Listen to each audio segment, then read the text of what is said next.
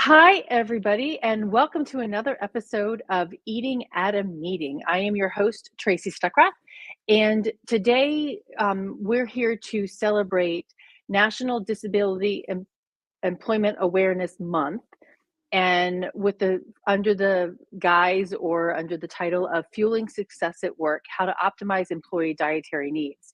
And if you've heard me speak before, one of I talk about food allergies and other medical conditions, religious-based practices, lifestyle preferences, and then the fifth one too is also physical disabilities, individuals who are blind or visually impaired, people who utilize wheelchairs, and that is to me another disability or another dietary need, because we have to talk about how people get to the plate. Can they access that plate? So I'm excited to bring to you this wonderful woman here. I'm going to take that title down here. And we've got Teresa Goddard. She is the lead consultant for the sensory team and assistive technology services at the Job Accommodation Network, also known as JAN, the acronym that's behind her head on her screen there. She provides consultation on rights and responsibilities under the Americans with Disabilities Act and assists in identifying accommodation solutions. So welcome, Teresa. Hi, thanks, Tracy, for that great welcome. I'm so happy to be here and to give your viewers a chance to learn more about how to request an accommodation at work. Yeah, and I think also for employers to understand what they need to do at the same time. But tell people what JAN, the Job Accommodation Network, is and what you do and who utilizes it. Yes, absolutely. If I could, I'd like to bring up a slide. Yep. All right, let's do that. Oh, There hang we on. go. So JAN was established in 1983, so we've been around since actually before the Americans with Disabilities Act. The Americans with Disabilities Act came into effect in 1990. We're a national free consulting service specializing in workplace accommodations. What we do with regard to that is provide free technical assistance on Title I of the Americans with Disabilities Act, as well as 501 of the Rehabilitation Act, which protects federal employees. And we provide expert confidential guidance on how to put a job accommodation in place or how to request an accommodation if you happen to be a person with a disability who needs assistance with that. And we also partner with various organizations that support full employment of people with disabilities. We are funded by the United States Department of Labor, specifically by the Office of Disability Employment Policy, also known as ODEP. Okay. So that is Awesome. what we do. And basically people can contact us by phone, by chat, by email, and have their questions answered by someone who's really well trained to answer those questions. All of our consultants have a master's degree or higher, and we go through Oh, cool. extensive training on the ADA. Well, and I'm glad you go through extensive training, because the ADA's got to be very, there's lots of words to the Americans with Disabilities Act, and really Yes. kind of understanding that as a person with a disability, as well as a person who's employing people with disabilities. Yeah, and the statute itself is fairly brief, but Hmm. the body of law that's built up around it since 1990 is very complex. And Hmm. for example, the Equal Employment Opportunity Commission has written dozens of guidance documents just to help people understand how it's to be applied within the workplace. And besides that, the Department of Justice also has numerous documents explaining how to apply it in other settings. So it's quite Okay. complex. Yes. I mean, and there's one, and not to bring up lawsuits or whatever, but the Justice Sure. Department, and forgot I think it was about 2010 with one of the universities, because Hmm. students were eating on campus. They were asked to eat in the meal plan, and they couldn't when they had food Hmm. allergies or celiac disease. And it was a $50,000 fine on that. So, and with changes to that. So, how does the EEOC come about at it? Come around to it? So the EEOC's guidance pertains to situations where there's what's called an employment relationship. Okay. So if someone is attending an employer-sponsored training where food is served, then their Hmm. food allergy could certainly be an ADA-covered disability for which they could request accommodation. Could they also get accommodations from the event or the venue? Certainly. But that's likely to be under a different part of the ADA. But if I can use myself as an example, Yeah, um, please. so one thing that my employer does for me uh, as a person with a food allergy is normally if the event provides a meal, when Hmm. I get reimbursed for my travel, when I get my per diem, the cost of that meal for the day gets deducted from my per diem Okay. because the university where I work doesn't want to pay extra for food that I got for free through the event. But because I often can't eat the meal that's offered, um, Hmm. if that happens, then the university has kind of modified their reimbursement policy so that I can get my per diem for the meal that was not accessible to me. So that if I had to buy other food to bring to the Hmm. event or eat before or after, it's okay and it doesn't unduly affect me. Okay, so I have a friend that that happened to actually. I mean, Hmm. she went to a conference and I have a couple friends actually, and they went to events and they couldn't eat the food. So you're Hmm. saying they could actually ask for additional funding or Yeah. So reimbursement?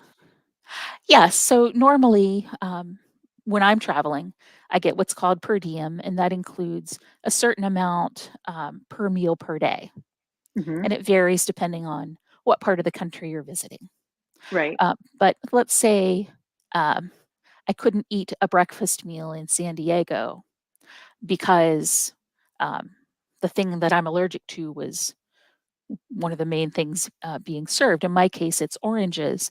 So I don't eat cut seasonal fruit at events ever. Uh, and there are a lot of other r- things that I avoid that because right. they're generally bad for my health. Normally, I would love fresh fruit, but if I cannot eat that meal because it contains my allergen, um, then I can receive a little bit extra on the per diem to make up for the cost that I incur by having to get a meal elsewhere Gotcha. Okay. or bring supplies with me.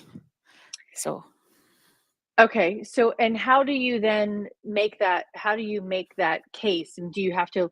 Your employer needs to know in advance then before you travel, or yes. just needs to So know in advance that you have an allergy.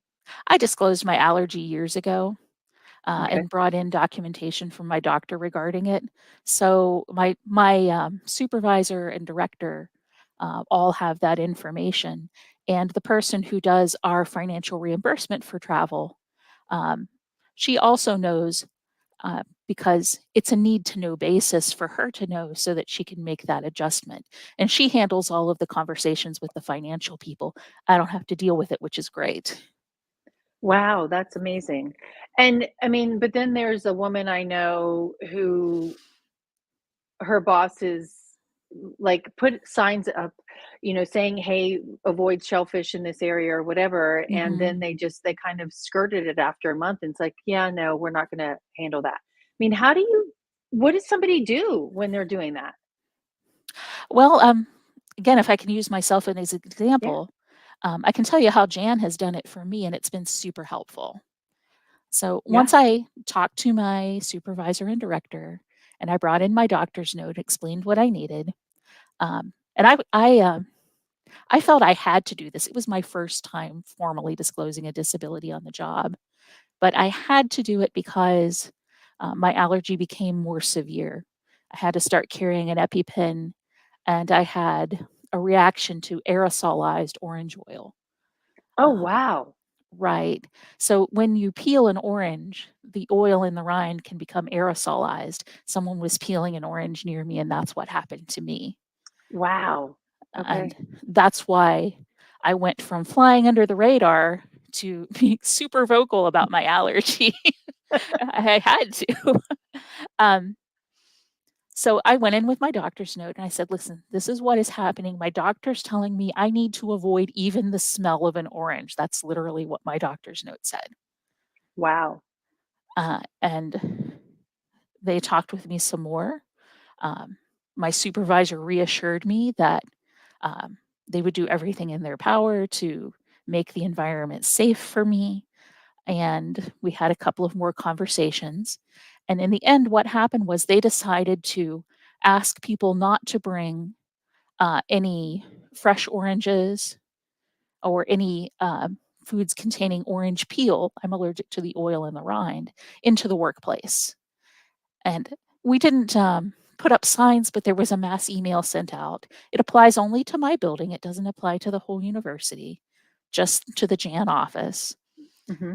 And now, whenever someone is onboarded, when they go through the Jan employee handbook, there's a statement in it asking people not to bring oranges into the workplace because there is someone with an allergy. So it doesn't say it's me, Mm-hmm. but as a precaution, I also introduce myself to every new person. And I say, hey, when they said the thing about the orange, it's me. Please, please don't bring an orange near me. Right. And we also have potlucks. And there's Mm-hmm. a best practice at our potlucks, which is to disclose the ingredients in your dish. People I usually will love that. write them Yeah. on an index card and put it right in front. Mm-hmm. Sometimes we I also love write that. the name of the person who brought it in case there are follow-up questions. Okay, I love that. I just posted over the weekend, Mm-hmm. I went to an event and they were passing hors d'oeuvres, and I'm like, can you let me know what allergens are in there? And the server's like, I don't have any idea.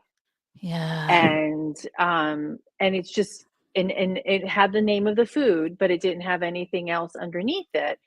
And my employee, my I'm not mad at this. I'm not mad at the server. I want the hotels and the people who are behind the scenes to understand and give these servers the skill set or the tools to do their job better, right? Wouldn't that be helpful? Yes. Yeah. Mhm. I would love it if I could ask a server what the ingredients are in a dish, Right. Mhm. or if I could simply ask, does this contain citrus? Right. Oh, exactly. I mean, because that's what you need to understand that. And as I teach, I'm like, if you've got Teresa who registers for a conference and she says she's allergic to citrus, then that should be something that's 100% labeled on everything that we put out, right? Mm-hmm. It's Right. along with the top 9, right? So that Right. it's you can be aware. Mhm. I would love it if they did that. Yeah. Those little ribbons that you get for your conference Mhm. badges too? Like, I would wear one that says, "I have an allergy." I know a lot of people wouldn't feel comfortable doing that, but, Right. Mhm. um, I would love it if there was something I could do to my badge that would let the servers know, "Hey, tell this person what's in the hors Right. d'oeuvre." Mhm. Well, okay, and that's a good point because some people, I mean, I was talking to you before we started, is that I attended an education session last year at the Food Allergy Research and Education Conference, and there were 4 young professionals on the panel, 5 actually, and a couple of them said they don't want to disclose their allergy. They're hesitant to do that, and especially, and I think in that looking for a job, right? They Mhm. don't want to disclose that up front because they don't want to be discriminated against. But 2 of them were like, "Hey, I want to tell. I want to, and their reasoning was, we find out if they're inclusive, right? But how does someone, a young professional or even an older adult, you know, communicate it? I mean, you have to communicate it at some point, but when is the right time to do that? That's a really personal choice, Hmm. and I think it can be quite difficult to decide. If we could pull up the website to the A to Z section, I'd love to Yeah. show a resource that helps people make that decision. All right. Let me hit share. There we go. Okay. Is that Great. right? That's perfect. Could you go to the top where it says A to Z? Hmm. Right there. Very good. Okay. And do you see where it says by topic? There should be a tab that says by topic. Yes. There you Hmm. go. And scroll down a little bit till you can see the letter D. The letter D. Okay. Yeah. Right here. Okay. Yeah. See the one that says disability disclosure? Yes, there we go. Yes.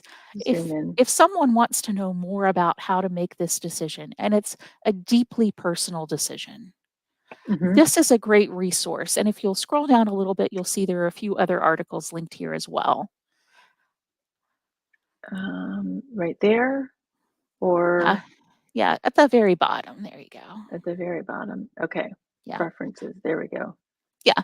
So here are some EEOC documents that go Mhm. into more detail. There's a general discussion above. Um, the the general rule of thumb is that technically you don't have to disclose until you know that you're going to need an accommodation, unless there's some special circumstance like after your job offer, the employer gives everybody who gets a job offer a physical, then it might come up during your physical, and there might not be a way to avoid that. But Okay.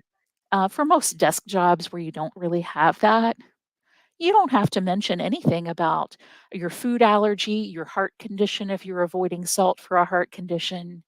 Um, you don't have to mention that you need pureed food if you have a swallowing disorder. You don't have to mention any of that until you know you're going to need an accommodation.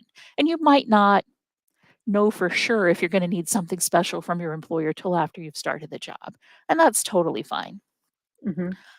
But let's say your job interview process includes a meal um, Mhm. or coffee with someone. You might Right. find that you have to disclose earlier on. I spoke just last month for the first time to a woman who was allergic to coffee Oh, and couldn't wow. even be around the smell of coffee. Mhm. Uh, and so um, she disclosed very early on because so many people bring coffee to work. Mhm. Um, but if it's not something that you're likely to be exposed to, like on the fly on a daily basis, Mhm. um, then you might wait to disclose until you know that there is an event coming up. And you want Okay. to make sure you make your disclosure well enough in advance that your employer has a chance to figure out what you need and put it in place. Mhm. But if you're more comfortable waiting, you can. And if you're the kind of person who prefers to fly under the radar, eat a power bar before the event, and drink water while you're there, you can do that. People might wonder why you're doing that, but Right. that doesn't mean you have to say. Mhm. Right. Okay, so I'm curious about that coffee one. That's very interesting. And actually referring it to because there's a lot of coffee served at meetings. Yes. Referring using your aerosolized orange, the citrus rind, the Mhm. juices. Is it when coffee is brewing? Because a lot of times that it's more when food is cooking Mhm. that the protein is getting in the air. How does that work with coffee? Is it the brewing process or do you know? She did say that she had difficulties while coffee was brewing, and that if the scent lingered in the air even after the brewing process, and that she could have a reaction if someone were drinking hot coffee near her. And Wow. it turned out to be a huge problem because another department within her building Mhm. decided to hold like a networking event on a regular basis, a reoccurring basis, and it was like coffee hour for this department, and they were holding it right in a big public area that you almost had to walk through to get to every part of the building. Um, Wow. so yeah, she's been That's a big been challenge, yeah. teleworking. She's been teleworking Yeah. while they try to figure this out. Um, Yeah, that's gotta be hard. Mhm. Coffee's so important in our culture that Mm. normally I would suggest, can you serve an alternate? Right. Let's not have the cheese danishes. Let's have something else. Um, but I'm like, maybe it could be tea with the dean. I don't know. Could you Yeah, get I away with mean serving chicory or right. cacao or something else? Uh, Mhm. but it's been a Interesting. big conflict. Now, here's the really interesting part to me as an ADA nerd. Let's Okay. say it wasn't another department. Let's say this event was being held for everyone working in the building or was being sponsored by her department. Mhm. Then it would be even more important to include her because the EEOC says a person with a disability should have equal access to all benefits and privileges of employment, and that includes social events. So even if they were Okay. having a retirement party for someone in her office, they should not serve coffee at that if she can't be anywhere near coffee because she needs equal access. Interesting. Yeah. Because Or I find mean, another way to keep her safe, you know? right, exactly. Um, and that okay, it opens up so many cans of worms or coffee cups, on Certainly. in thinking about this.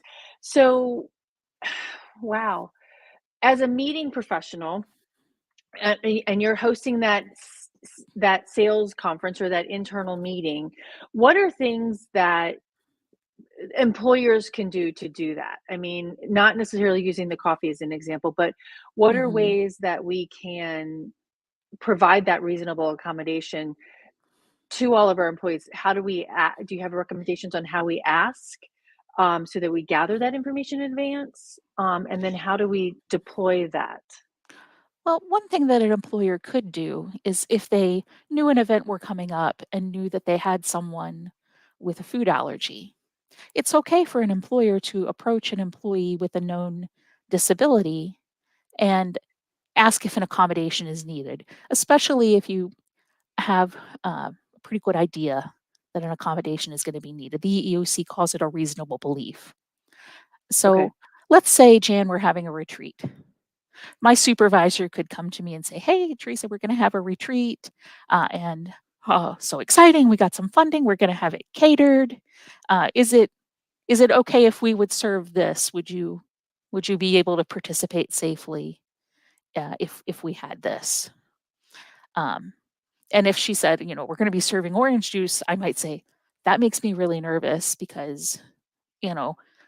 Even though I don't usually react unless I myself drink it, there's always danger of spills. And could we could we have something else? Hmm. Could you bring apple juice instead of orange juice to this event? Right. Uh, and my employer would probably do that. Right. Or they might say, okay, we're not going to have juice. We're just going to have um, milk, tea, and coffee, something along those lines. Okay.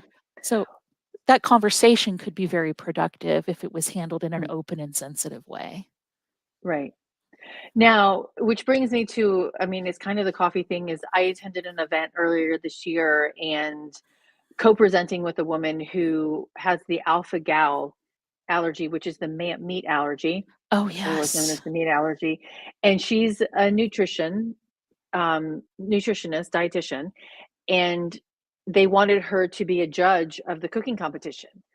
And the cooking competition was sponsored by the state beef association.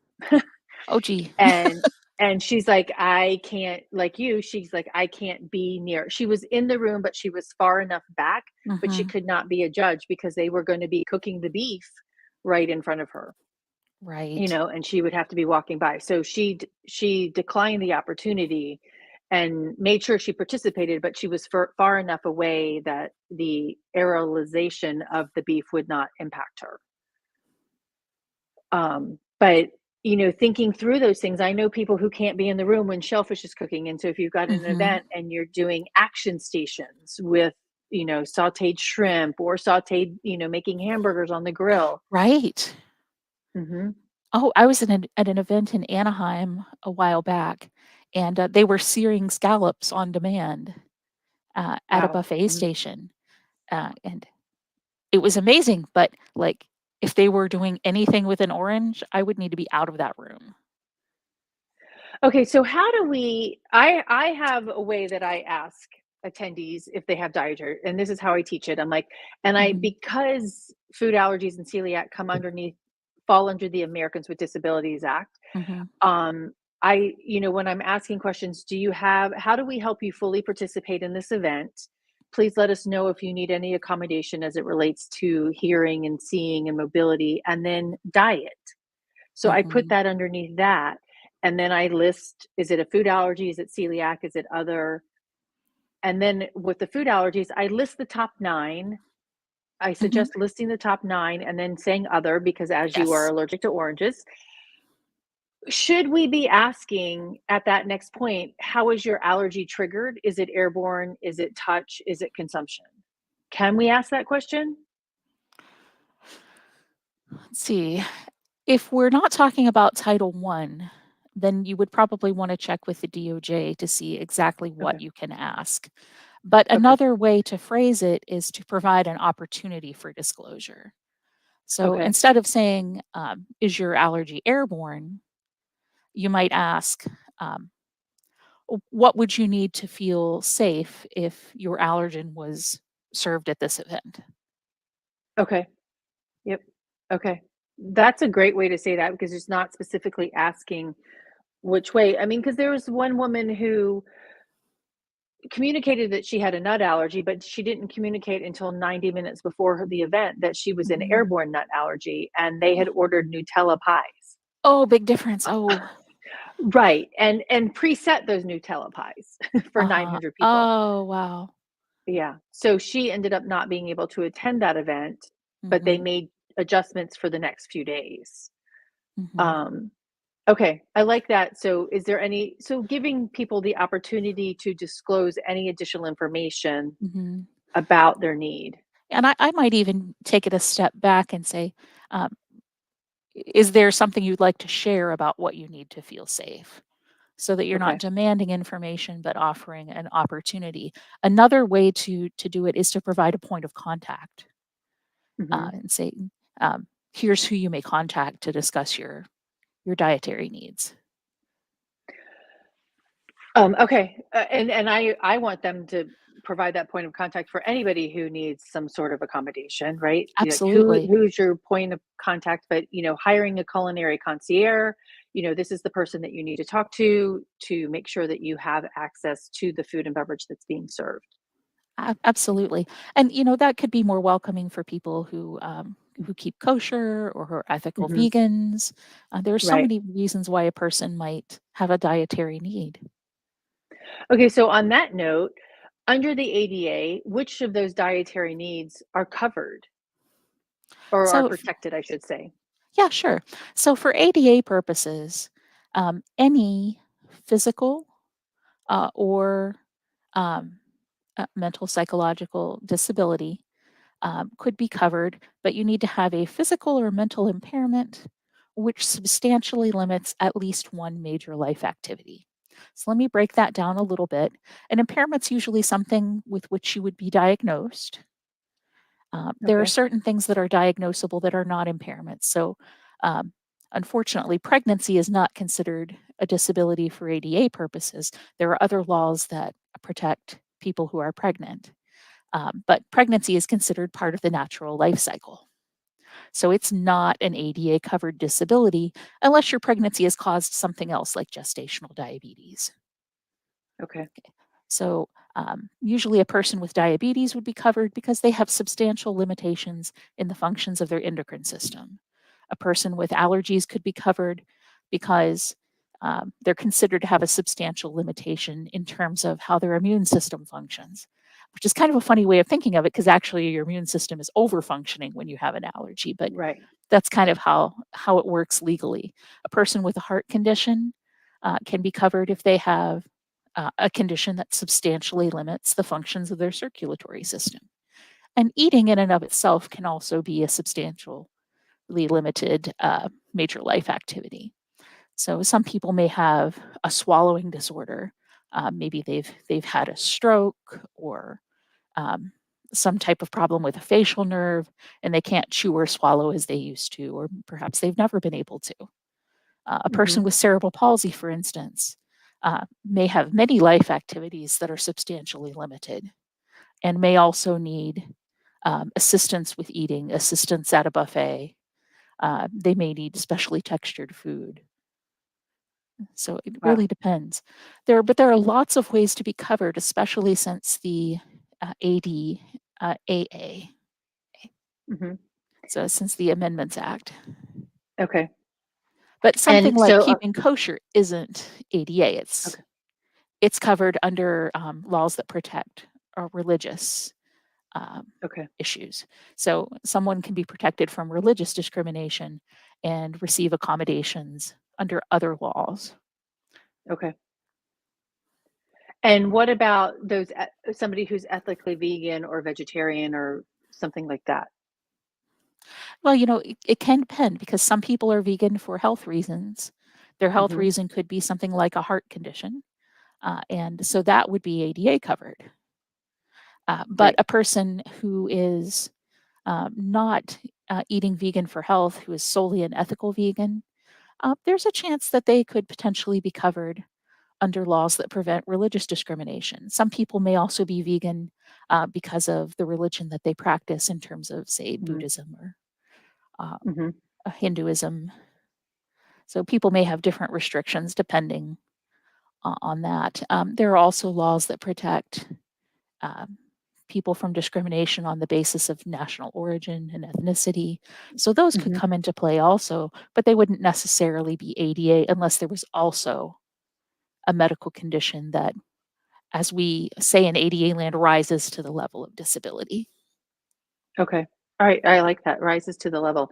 And I mean, and a food allergy has, I mean, it can impact multiple bodily functions, Certainly. which in the Americans with Disabilities Amendments Act, which is 15 Mhm. years old this year, um, it's oh, what was I going to say about that? I mean, because so that could impact a variety of different bodily functions, and that's what I was going to say is that bodily functions was added in that Amendments Act. Is that correct?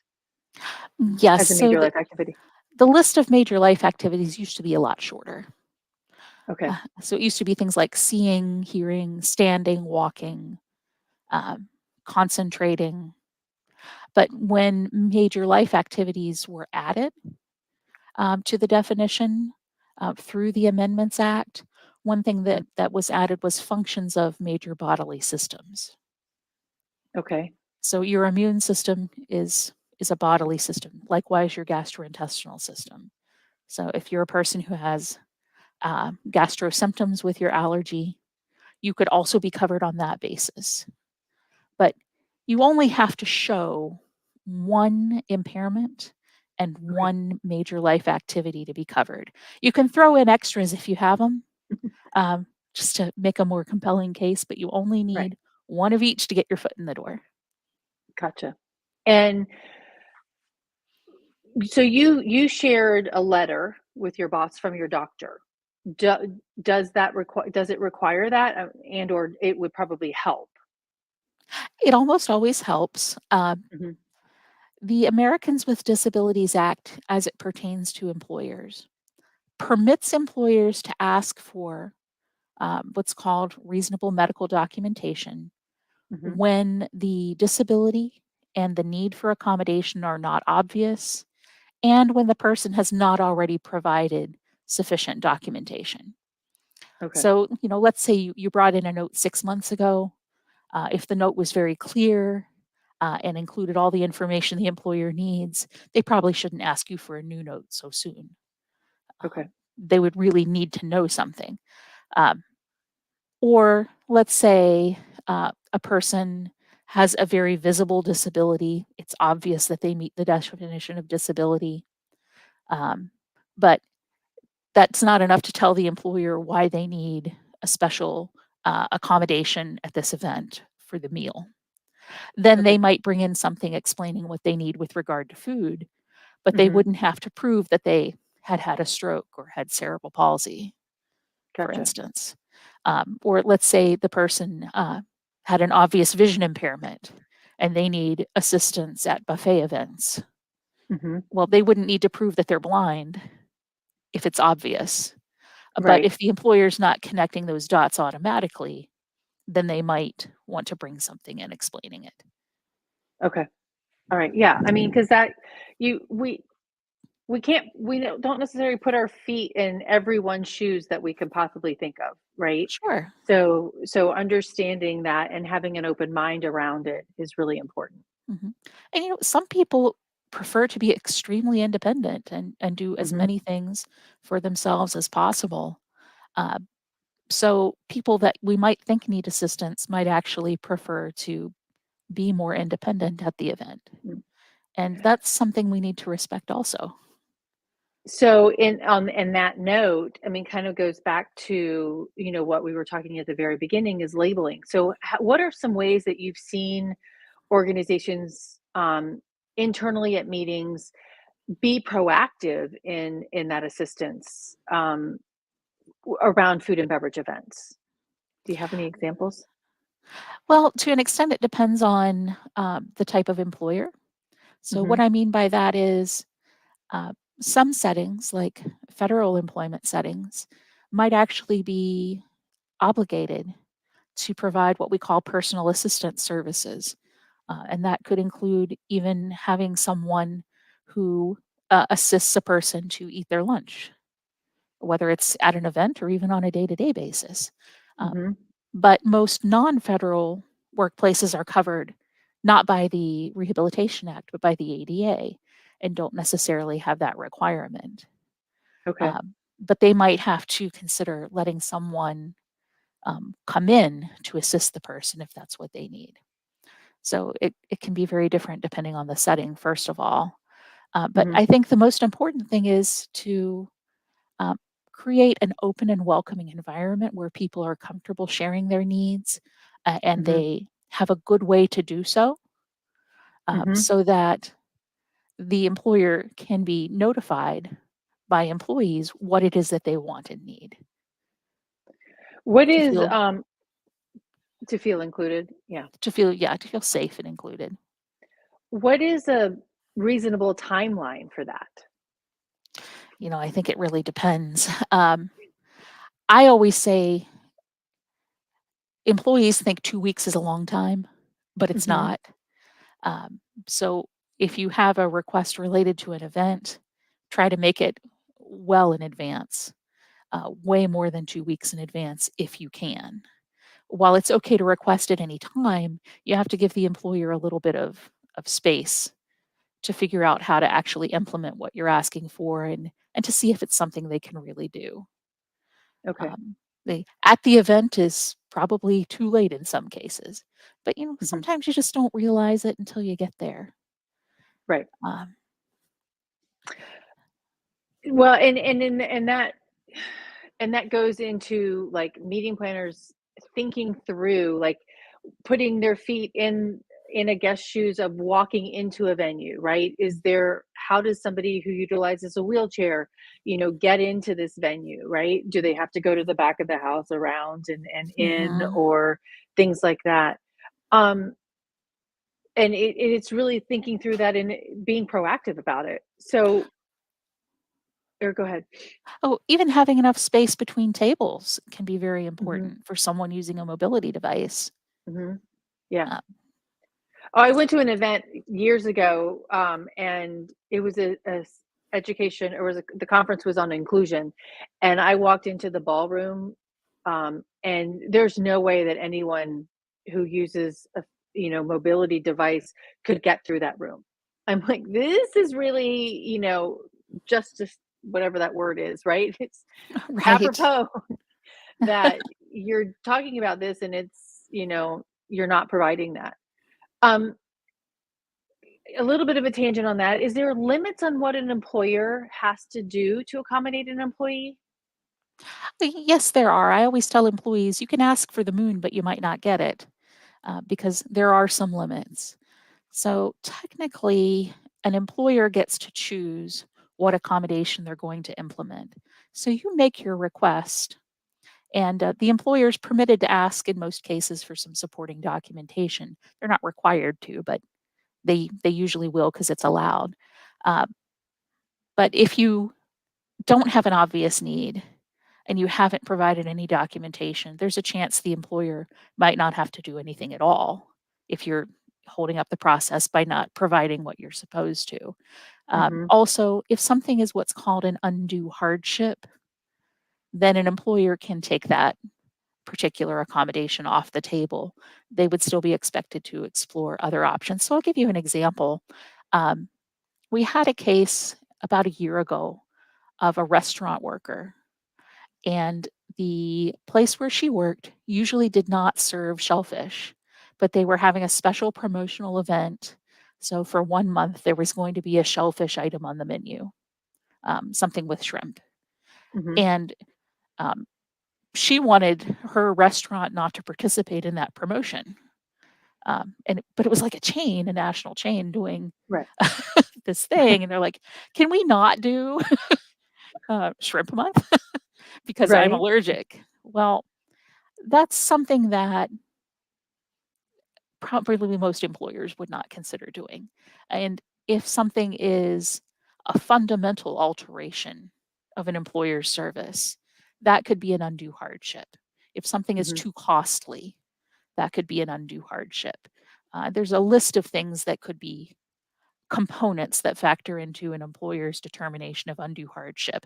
So at the time we received the call, this person was actually planning to go out on leave for a few weeks during the promotion, and the employer had contacted us to see, is there anything else we could do, because she's losing money, and Mm-hmm. we feel bad about that, but we can't not serve the shrimp.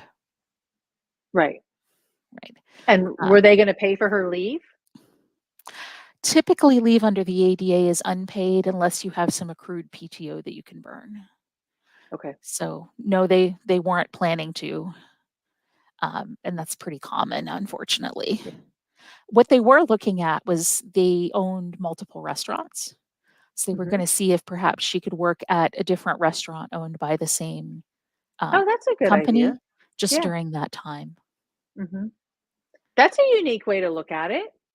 Yeah, I It, think they actually called me to see if they would have to pay the extra gas mileage for her to get to the other spot, which I thought was right. really generous of them to consider. Right, definitely, but I like that. Which brings me to thinking of a guest, Mhm. a company that out of Atlanta that helps individuals in the restaurant hospitality industry. Um, oh my gosh, my friend Wendy's going to kill me.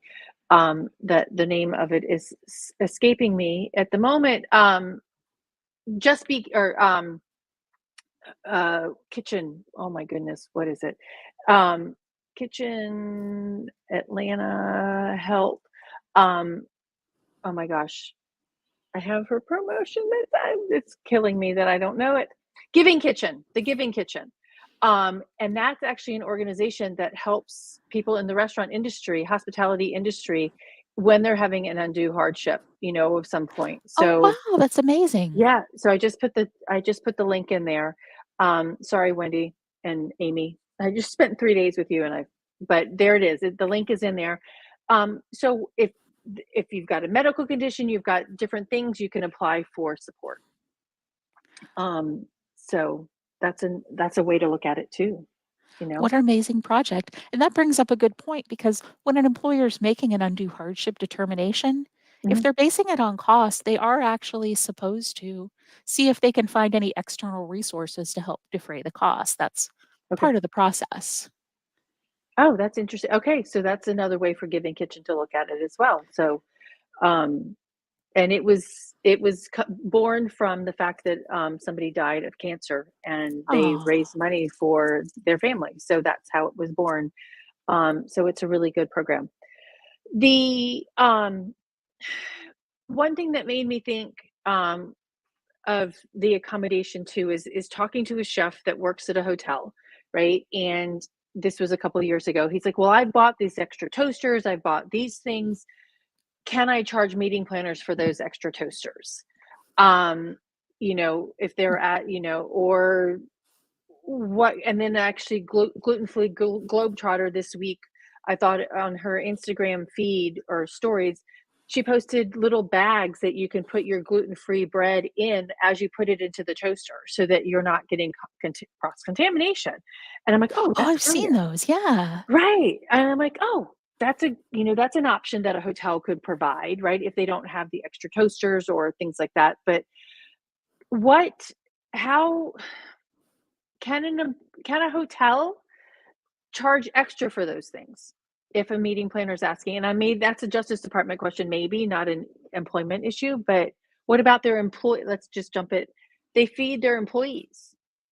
How to, in those hotels? I How does that see. work?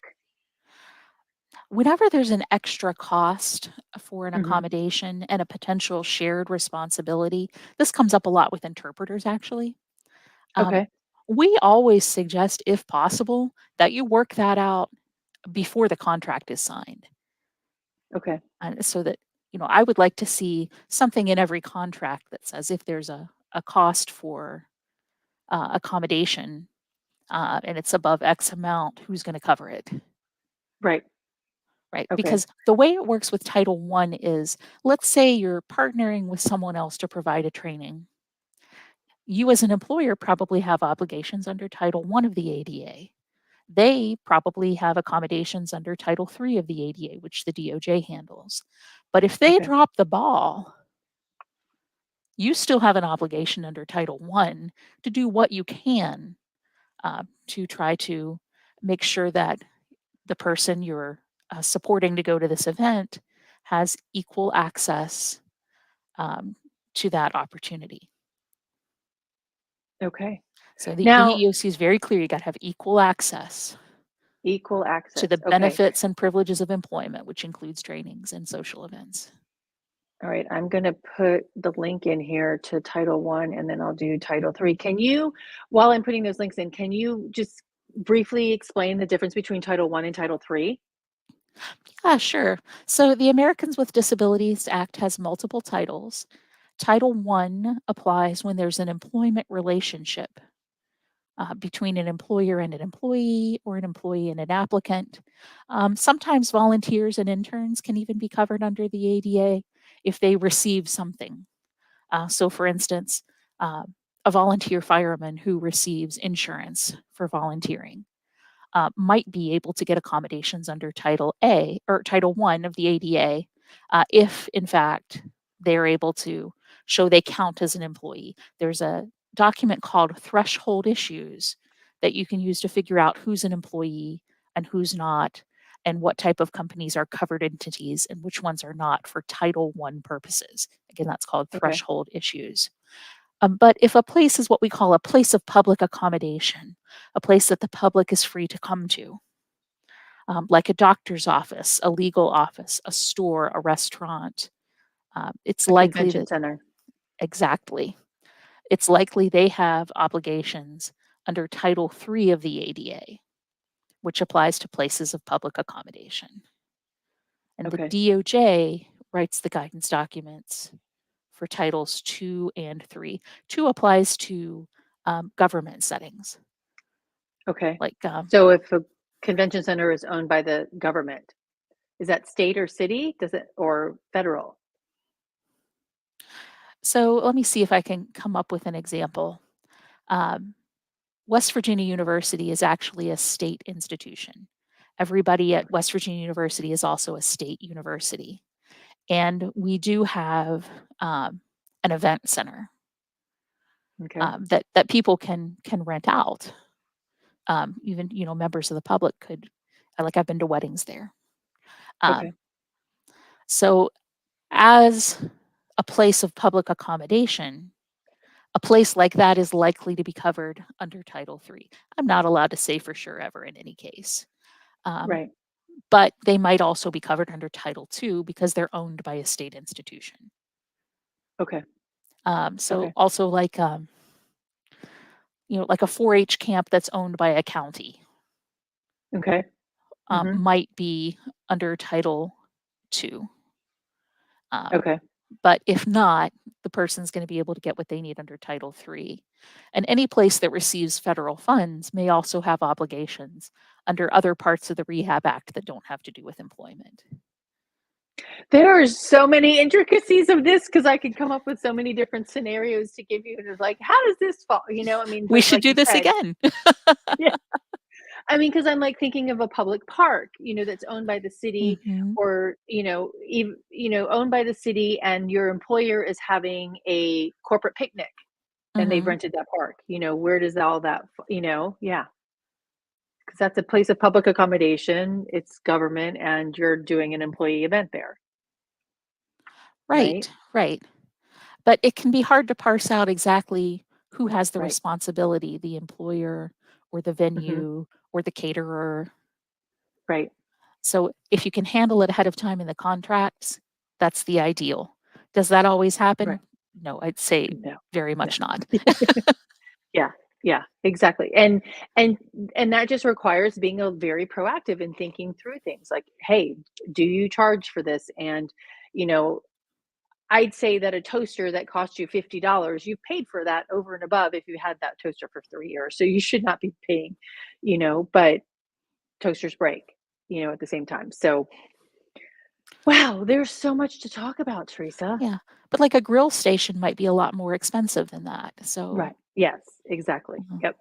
So I can see where there could be a line where you would want to seek reimbursement. Right.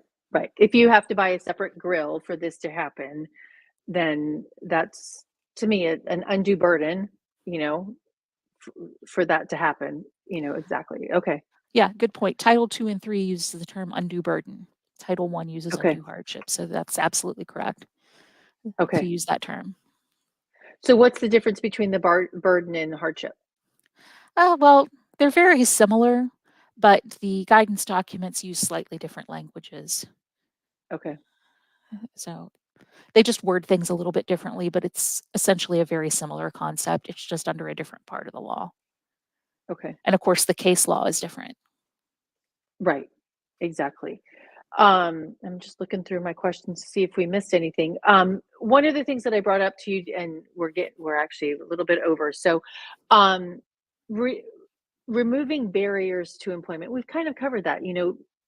Maybe describing what kind of experience that you provide in your workplace, um, as it relates to food and beverage events. Is there anything else that we could remove barriers for employment around food and beverage?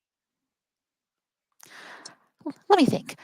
So when we Okay. think of a barrier to employment, usually most people think of things like, oh, there's stairs and we need a ramp. Hmm. Because this person who uses a wheelchair can't get up the stairs, they're a barrier.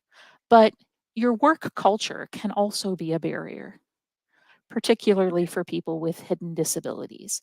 So I think the most important thing an employer can do is cultivate an environment that is welcoming, that is inclusive, that's a safe place to share your needs. And the other thing is to create a culture where uh, people build a community within their workplace. Because when you really care about your coworker, you'll make more of an effort to make sure that the potluck is friendly for everyone. I know that Right. that happened at one of my workplaces once. I had a colleague who needed to avoid several things, salt and cholesterol primarily due to a heart attack. And it was very hard to get them to come to any event because they didn't want to be there and not eat and potentially cause offense. But Hmm. because of the welcoming environment and the community spirit in the workplace, uh, people actually really wanted this person to attend and talked with them about, well, if I make this, is that something that would be okay? Hmm. So after that, there were always plenty of things that my coworker could eat because people themselves cared enough to make a difference. Cultivating that spirit is crucial. And I really like that. And Lynn just popped in here and said, "This is so eye opening. Most are afraid to ask for help. Teresa needs a megaphone." I mean, I think that's really important because one of the things that you said right there is that he or she did not want to be that burden, Mhm. right? And and it's how we cultivate that community, that experience across the board, so that people don't feel like they're a burden. Yes, yes, exactly. And it was very important that the coworkers did this out of a sense of community because a supervisor is not allowed to say, "Hey, so and so had a heart attack. Can we all have serve low fat dishes at the Hmm. potluck?" No, a supervisor can't make that type of disclosure. The Okay. individual might feel safe disclosing to coworkers if you have a good, welcoming, inclusive corporate culture. Right. And that reminds me of a gentleman who, when he had a diabetic reaction and passed out in his office, Mhm. and people couldn't find him for 2 hours. They didn't know he was actually behind. They thought he had gone out to Oh, lunch, and he was behind his office door. and they finally found him. But so his coworkers knew, and I think that's one of the other things about that inclusive environment and the culture of your office is like, do you have a buddy? Or Teresa and Tracy are buddies. So Teresa knows, hey, Tracy's allergic to this, and Tracy knows Tracy's allergic to oranges.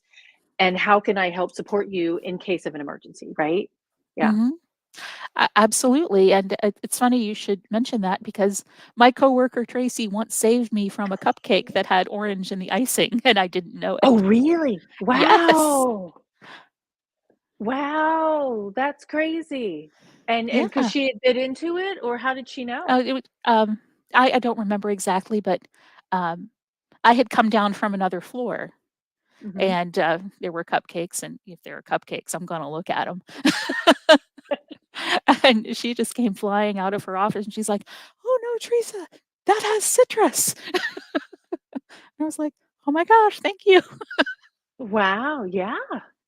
That's so important. And I'm glad, you know, she saved your life potentially. For Yeah. real, right? Yeah, exactly. Wow. Okay, so last question.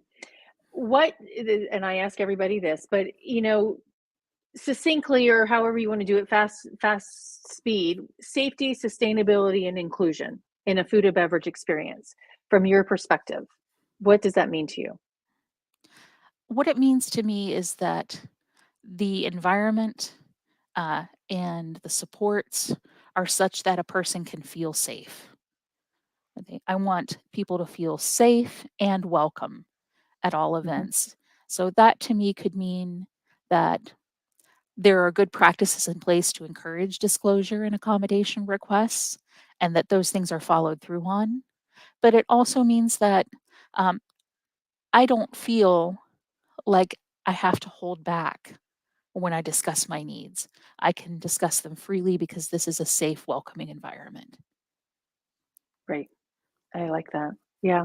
I So many stories to tell you and figure out, but yes, let's come back and do this next year sometime, and figure out if there's other topics of conversation to bring up about this. But I think the education Lynn said is correct, is that we need a megaphone, because we just need to really educate people that dietary restrictions, food and beverage plays into a lot of people's ability to access that food.